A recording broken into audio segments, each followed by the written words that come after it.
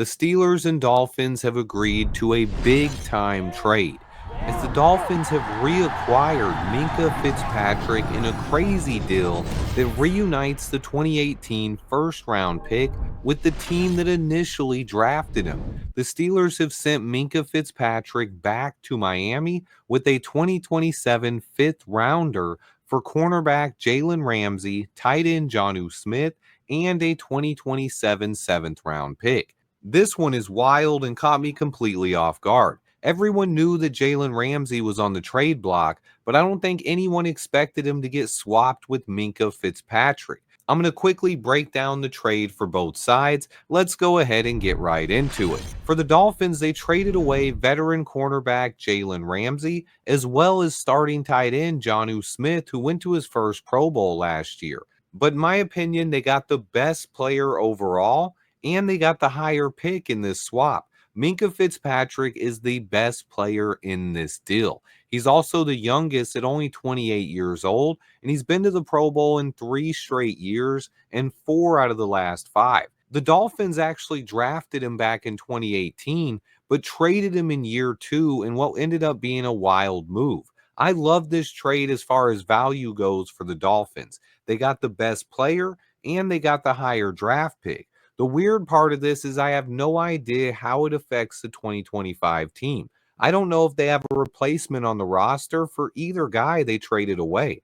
The starting tight end right now in Miami would be Julian Hill, who has 148 career receiving yards and has never caught a TD. And then at cornerback, the starter appears to be Storm Duck and Jason Marshall Jr., 2 guys that even Dolphins fans might have a hard time identifying.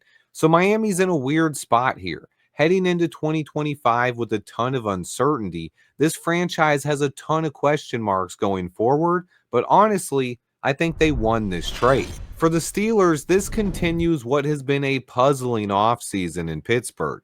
I initially thought this team was going to keep Justin Fields and try to build around him, but he chose to leave and sign with the New York Jets, and this caused Pittsburgh to spend the offseason waiting for Aaron Rodgers. And now that he's the quarterback of the team, he's already said publicly that this is probably his last year in the NFL. So they signed a QB that plans to retire after the season, and now they've traded away their best defensive back and a fifth-round pick to add 2 more aging veterans. Yes, Jalen Ramsey's a great player, but his best football is well behind him at this stage of his career.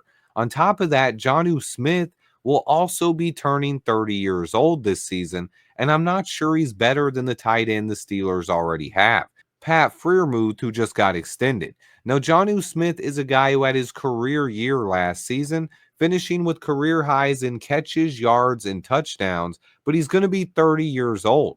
And Freiermuth has been more consistent and is just age 26, 4 years younger than Jonnu Smith, and he also just signed a new 4-year extension worth nearly $50 million. So to me, I think for a team that doesn't have a ton of depth at the wide receiver position outside of DK Metcalf, it seems like they wanted to add another option in the passing game for Aaron Rodgers, and they might be running a ton of 12 personnel this season.